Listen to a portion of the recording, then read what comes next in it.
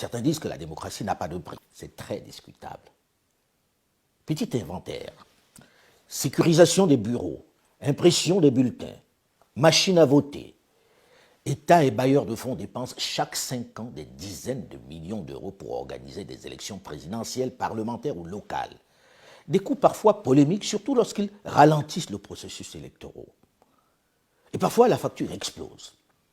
Tenez, en 2010, en Côte d'Ivoire, les partenaires internationaux ont versé près de 252 millions d'euros pour les élections, un record en Afrique. En 2018, les élections présidentielles et législatives ont coûté au Mali un peu plus de 76 millions d'euros, soit presque 50 milliards de francs CFA. Ceci pour reconduire un président déjà aux affaires depuis 5 ans. 3 ans après, il a été renversé. C'est un peu comme si on avait mis cette extraordinaire somme dans les toilettes et on a tiré la chasse puisque ni le président élu, ni les députés ne sont plus là. Ils ont été balayés par les difficultés de la gouvernance. Cette somme correspond à plus de 10 hôpitaux de référence dont ont vraiment besoin les populations. Des hôpitaux qu'ils n'auront jamais.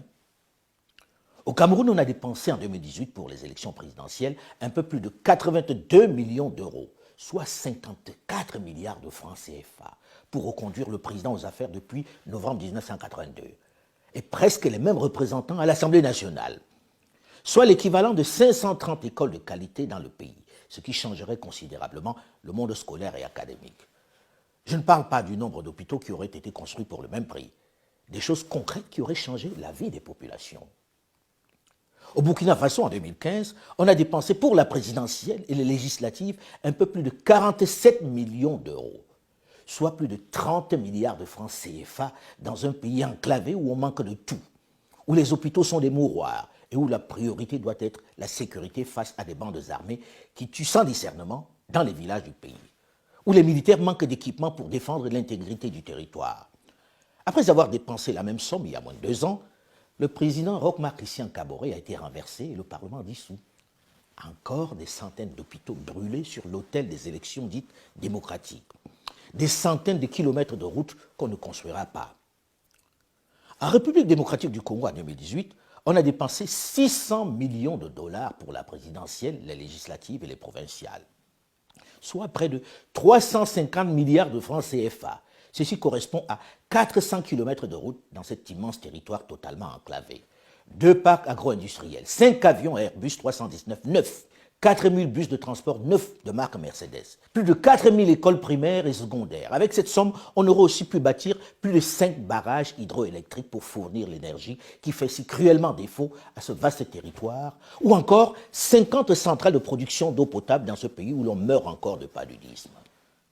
Ces calculs sont ceux de l'ancien Premier ministre Matata Ponyo Mapon. Tout cet argent, cette somme aurait pu permettre de lutter efficacement et définitivement contre l'insécurité dans l'est de la RDC où des bandes armées font encore la loi, où l'insécurité est devenue la règle. Il aura fallu, après le scrutin, plus de 2 ans de crise, de blocage, de tergiversation, de tractation, d'arrangement pour que le président élu, Félix-Antoine Tshisekedi Tshilombo, à la tête d'une union sacrée hétéroclite, puisse enfin prendre les rênes du pays. Et déjà, on envisage la prochaine échéance électorale. L'année prochaine, en juin 2023, il faudra encore débourser 500 millions de dollars pour les élections. Lorsque l'on fait l'inventaire de tous ces scrutins, il y a moins de 10% d'alternance. En gros, les mêmes remportent leur siège. On vote donc presque pour rien. Une tragique comédie. À quoi ça sert de dépenser 500 millions de dollars pour financer un simulacre d'élection dont on connaît les résultats à l'avance et qui en plus vont diviser les populations et très souvent entraîner des violences?